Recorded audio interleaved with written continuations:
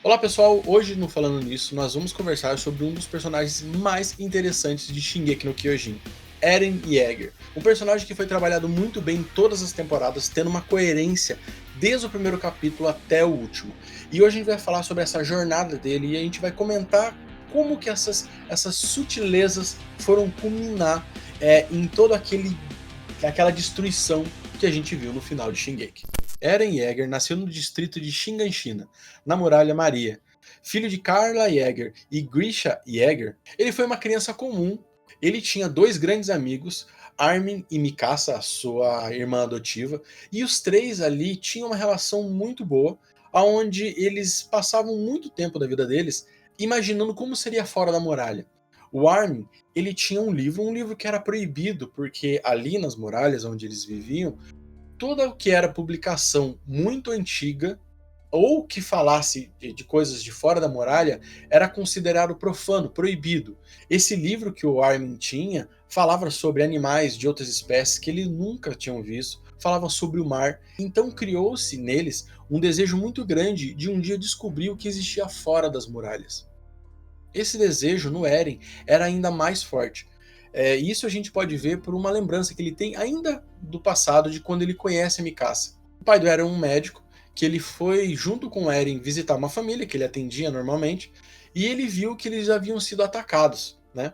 O pai do Eren corre para chamar a polícia para eles verem o que está acontecendo, e o Eren acaba indo atrás e descobrindo que a filha da família estava viva. Ela era uma oriental, o que é uma coisa rara, e daí ele vê que ela foi capturada por dois homens que queriam vender ela como escrava. O Eren ainda era muito criança, então ele pega uma faca, ele acaba surpreendendo os dois e consegue matar eles, né? De uma maneira ali, tipo, corta o pescoço e vai atacando. Mas é muito claro a ira que ele teve na hora que ele viu a menina sendo capturada e quando eles falaram que iam vender ela como escrava. Chega um certo momento que aparece um outro cara que rende o Eren e ele faz um discurso para Mikasa para que ela lute. E esse discurso ele é muito relevante porque ele dita muita coisa que vai acontecer até o final no mangá, até o final de toda a história. Esse discurso diz para Mikasa que se deve lutar com todas as forças contra aqueles que tentam roubar a sua liberdade. A Mikasa acaba atacando um homem, matando, e depois o pai do Eren acaba adotando ela. Mas o que fica pra gente é o quanto que o Eren defende essa liberdade. E isso é muito claro nesse discurso, nesse primeiro discurso que aparece lá no começo do anime. E isso vai refletir lá pra frente. E falando do que poderia ter lá fora, eles acabam virando muito fãs da Patrulha da Exploração, que são militares que, em vez de ficarem lá dentro da muralha protegendo as pessoas, eles vão para fora das muralhas tentando descobrir como destruir, como acabar com os titãs, o que existe lá fora, e eles têm um símbolo e um lema que é libertar o povo das muralhas, coisa que é meio controverso, algumas pessoas não querem se libertar, querem ficar lá dentro mesmo, mas eles querem. E todo esse discurso convence muito o Eren, porque vai totalmente ao encontro do que ele quer. Ele não quer só sair como o Armin e a Mikasa, ele quer realmente se libertar daquilo. O Eren tem um profundo desprezo pelas pessoas que querem ficar dentro da muralha e nem sequer cogitam a possibilidade de ir para fora, de um dia sair, de um dia viver uma vida livre.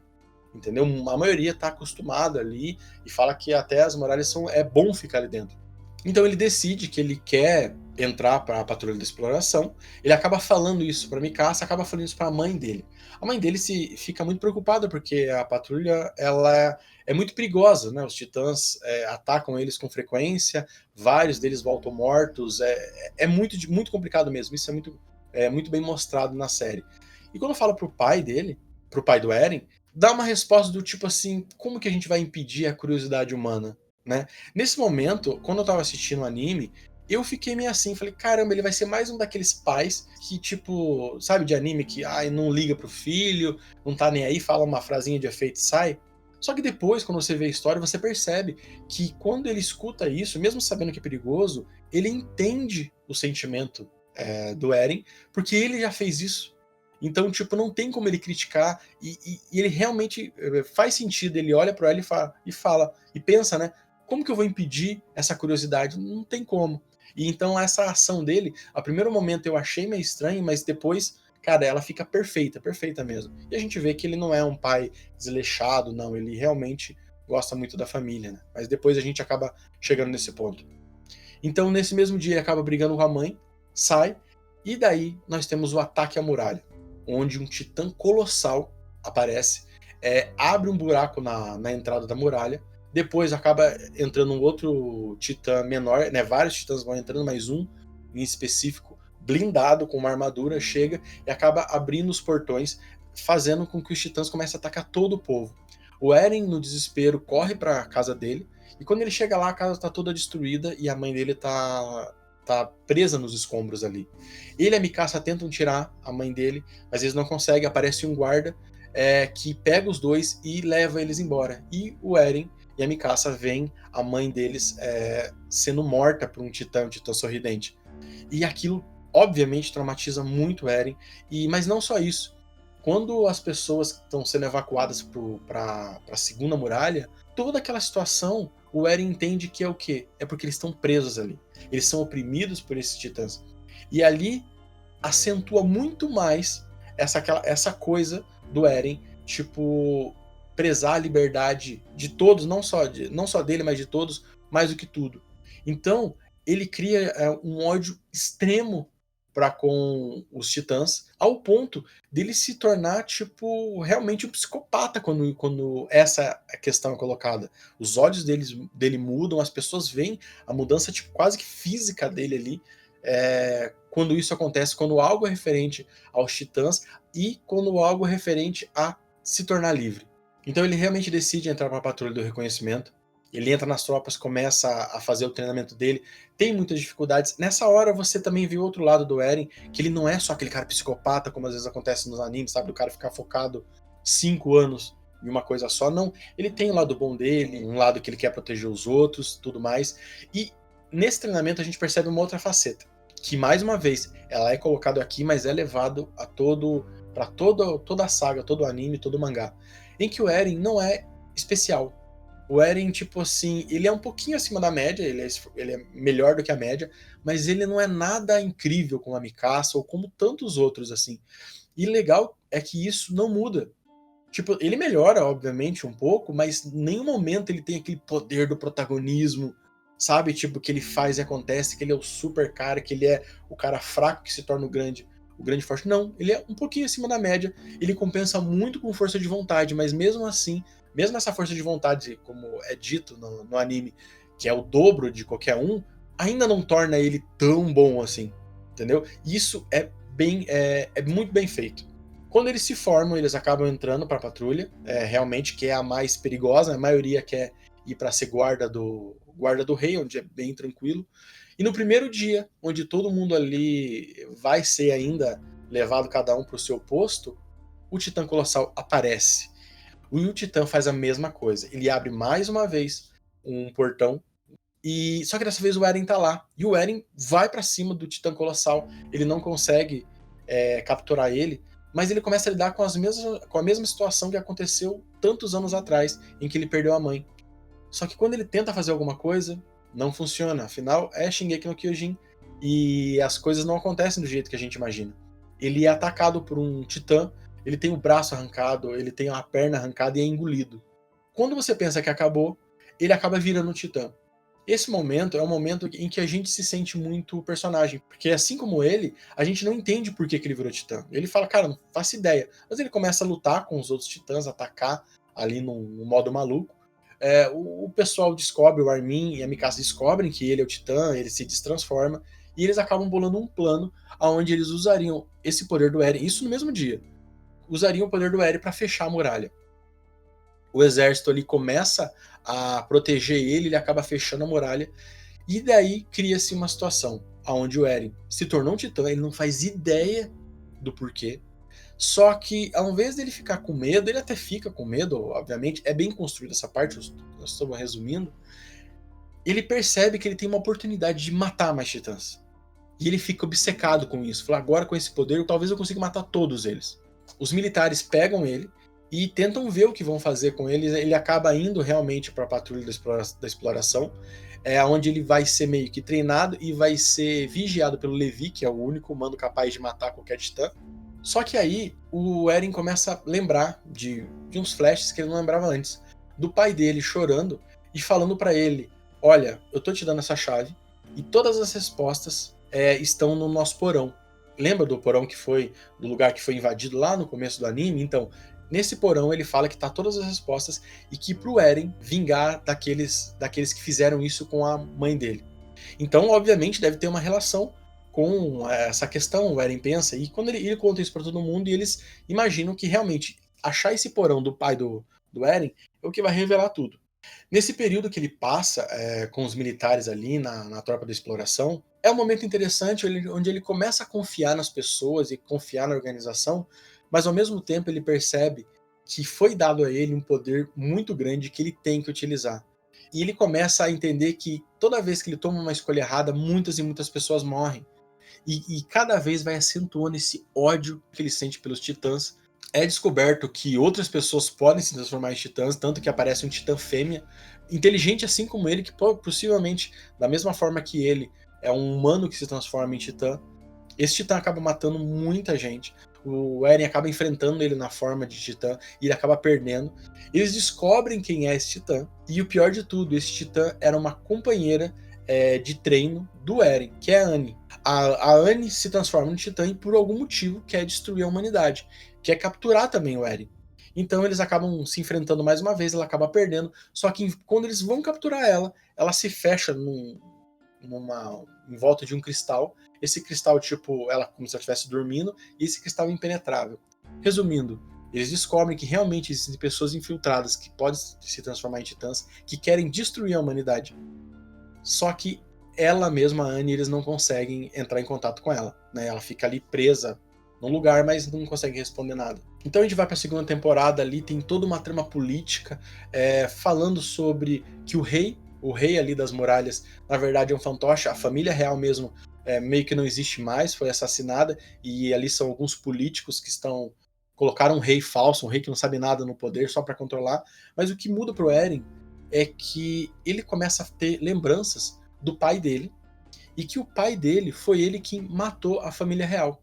De alguma maneira, a família real ela detinha o poder de Titã, tinha o poder do Titã primordial, e o pai dele, que também podia virar um outro Titã, pediu ajuda para eles de alguma maneira, para que eles pudessem fazer algo que ele não sabe muito bem o que é. O pai dele acaba virando Titã, matando todo mundo. Depois que ele mata todo mundo, ele absorve o poder desse titã primordial e passa esses poderes pro Eren. E é dessa maneira que o Eren consegue o poder, através do pai dele. Depois o pai dele some ou morre, não fica muito claro. Só que o que realmente está acontecendo, quem é realmente o inimigo, é muito complicado. O Eren não sabe muito bem. Ele não sabe se ele é o inimigo, se o pai dele era o inimigo e passou para ele algo. Fica muito confuso isso daí. E o Eren fica naquela, tipo, ele quer fazer alguma coisa, mas ele não sabe se ele é só um monstro, se ele é uma arma de vingança, o que é o Kim, quem é o inimigo. Ele acaba descobrindo uma descendente real, que eles vão resgatar e tudo mais. Mas o que realmente importa é um certo momento, onde eles estão na muralha, eles descobrem que mais uma pessoa ali que estava treinando junto com ele também era um titã, a Ymir, que ela salva umas pessoas, mas ela acaba caindo desmaiada e tipo assim, é só esperar ela acordar para eles perguntarem da onde que ela é, como que ela virou titã, se existe um outro lugar, essas coisas, né? E você tá assistindo e você fala assim, cara, agora finalmente vai ter as explicações. Quando dois amigos do Eren chegam para ele e começam a falar algumas coisas meio estranhas, como por exemplo, cara, eu sou titã blindado e ele é o titã colossal. Que é, o Reiner fala isso e o Bertholdt que tá do lado. O Eren não acredita, que tipo, cara, você tá maluco. O Bertholdt olha pro Reiner e fala assim, cara, ele tá muito maluco mesmo. Mas, num certo momento, o Reiner perde a cabeça, ele tá muito frustrado, ele tira uma atadura que tava no braço dele e começa a se curar. E ele fala, realmente, que ele é o titã blindado e o Bertholdt é o titã colossal. Eles se transformam na frente do Eren, pegam o Eren, pegam a Ymir que tá desmaiada ali, e, cara, nessa hora o Eren fica maluco, ele chora, e tipo assim, é uma cena maravilhosa, onde ele vê que os amigos dele, que tipo, cara, o Bertholdt e o Reiner, eles tiveram com ele a todo momento, ele se inspirava no Reiner, muitas vezes, porque o Reiner era muito melhor do que ele. Muitas vezes foi o Reiner que acudiu ele, que deu força para ele agora vê que ele é o Titã blindado, que foi eles mataram a mãe dele. Eles mataram todas as pessoas. Tipo, aquilo, nossa, é muito incrível essa revelação, e pro personagem é muito incrível. Eles acabam lutando com o Eren começa a querer vencer o Titã blindado, que no caso é o Reiner, só que daí o Colossal chega, ajuda, e eles acabam capturando tanto o Eren quanto a Ymir. É que eles acabam enfrentando mais uma vez o Titã blindado, o Titã Colossal e agora o Titã Bestial, né? Numa batalha bem legal, bem emocionante, que praticamente acaba com a tropa de exploração, praticamente sobram pouquíssimos deles, mas eles acabam vencendo, vamos colocar assim. É, eles acabam ganhando o Titã Colossal, só para vocês terem uma ideia. Né, o Armin acaba absorvendo o Titã Colossal. E eles conseguem acesso ao porão da casa do pai do Eren, finalmente. E eles descobrem toda a verdade. Que as muralhas foram construídas há mais de 100 anos pelo Titã Primordial. Que existe Marley, que tem outros titãs, que quer absorver esse titã primordial. A gente pode depois explicar certinho toda essa história, mas a grande questão é que pro Eren, ele percebe que os inimigos são as pessoas além do continente. Ele percebe que essas pessoas tentaram destruir ele de todas as maneiras. Sabe, o Bertholdt, o Reiner, a Anne, essas outras são pessoas, não são monstros, sabe? E ele entende que eles são os inimigos. Ele começa a ter também acesso às memórias das outras pessoas que tinham esses titãs, que absorveram o pai dele, e ele começa a ver certinho que o pai dele foi mandado para cá, que foi mandado por uma outra pessoa que deu o poder para ele do titã dele, o titã de ataque, o Shingeki no Kyojin, que ele veio com o intuito de levar o Titã Primordial, mas ele acabou se apaixonando, desistiu do plano, tentou viver uma vida normal. Ele já tinha encontrado o Titã Primordial antes, mas como ele tinha desistido desse plano, queria só viver uma vida normal, ele nunca tinha ido atrás. A partir do momento que mata a mulher dele, ele quer vingança, então ele vai atrás e fala para a rainha tomar uma atitude, e ela não toma. Então por isso que ele vira o Titã, acaba comendo ela, né? Pegando o poder dela, e depois ele vai pro Eren, dá a injeção que transforma ele, faz aquele processo de passagem de poder, que é um absorvendo, comendo o outro, né, absorvendo o outro, e passa os poderes do Titã de ataque e do Titã Primordial pro Eren, dizendo para ele, tipo, você vai ser a vingança, você vai se vingar das pessoas que fizeram isso com a gente. E, cara, isso muda o Eren de uma maneira absurda. Porque ele vê que o pai dele foi uma vítima, que a mãe dele foi uma vítima, que essas pessoas que vivem aqui são vítimas. E ele começa a entender que não tem como conviver com essas pessoas do outro lado do mar que os odeiam. Tanto é que no final de uma temporada lá, ele chega no mar, o Armin tá todo contente, finalmente achamos o mar, descobrimos que estamos numa ilha, daí ele pega a ponta e fala, quer dizer que todos os nossos inimigos estão do outro lado. Tudo que a gente precisa fazer é destruir eles. Tipo, ele não consegue mais se sentir bem enquanto ele for preso. E agora, o que prende ele não são mais as muralhas. É ele saber que ele tá num mundo que odeia eles. Odeia todas as pessoas ali. Quando a gente chega na última temporada, passam-se uns 5 anos, são alguns anos já, o Eren tá muito mudado. O Eren, ele perde a graça porque ele começa a vasculhar nas memórias dos outros, ele acaba indo para Marley disfarçado ali, né? E ele começa a ver as pessoas vivendo, pessoas de outras, não só de Marley, mas de outros lugares que vivem oprimidos também e que odeiam as pessoas da ilha, né? Você pega os Eldianos, que todos os Eldianos foram mandados, todos não, né? Todo mundo que tá nas muralhas são Eldianos, e existem vários outros Eldianos pelo mundo. Os próprios Eldianos odeiam as pessoas da muralha e dizem que eles são realmente os culpados. Então nem esses Eldianos apoiam o pessoal dentro da muralha. E cara, e daí ele percebe que tipo assim, não tem. Se ele quer a liberdade, ele tem que acabar com tudo. E aí que ele bola um plano junto com o maior vilão de todas as temporadas, que é o Titã Bestial, para poder acionar o poder total do Titã Primordial. Que o poder total do Titã Primordial só pode ser acionado por alguém que seja da família real. Só que se você for da família real e você se tornar um titã, se tornar o Titã Primordial, vai dar um chute na tua cabeça que você não vai querer sair ali das muralhas. E é muito claro que é tipo uma programação, né? Tipo, a pessoa fala, ah, não, eu vou sair das muralhas. Quando ela se torna, ela, não, eu desisto. Tipo, isso mexe a cabeça da pessoa. Como o Eren não é da família real, ele quer fazer isso mesmo sendo um titã. Agora, se ele passar esse poder para alguém, essa pessoa talvez tenha o poder de destruir tudo, mas não vai querer. Então ele bola um plano, um hack, uma maneira ali de conseguir ter acesso a esse poder e poder destruir tudo. Mas independente da ação dele final, do anime ou do mangá, o que eu acho bem interessante desse personagem é como ele foi construído, como que não foi forçado as atitudes dele. São 4 temporadas no anime e é muito coerente. Ele tinha todos esses indícios de que ele era alguém, sabe? Ele tinha uma agressividade dentro dele desde criança, um absurdo com qualquer pessoa que tentasse limitar a liberdade dele. E conforme a história foi passando, ele foi vendo cada vez quais eram as amarras dele. Primeiro eram as muralhas, depois eram os titãs, depois virou a própria humanidade fora das muralhas. Então, quando o Eren toma a decisão de que ele só pode ser livre quando todas as pessoas fora das muralhas deixarem de existir, por mais que seja bizarro e obviamente seja condenável isso, a gente entende como ele chegou nessa conclusão. Vamos lembrar que ele tem acesso à memória de todas as pessoas que um dia possuíram o Titã de Ataque. Então ele viu todas as torturas das pessoas dos Eldianos pelo mundo. Então, cara, ele deve ter visto sofrimento por centenas ou milhares de anos. Então é uma coisa terrível. Somado ao ódio natural que ele já tem, a gente criou um personagem que foi do nosso protagonista a o grande vilão da série. E, sério, foi muito bem montado. Óbvio, tem suas incoerências na história ali, mas uma coisinha ou outra para um anime tá ótimo. Mas esse personagem talvez seja um dos personagens mais bem construídos que eu já vi.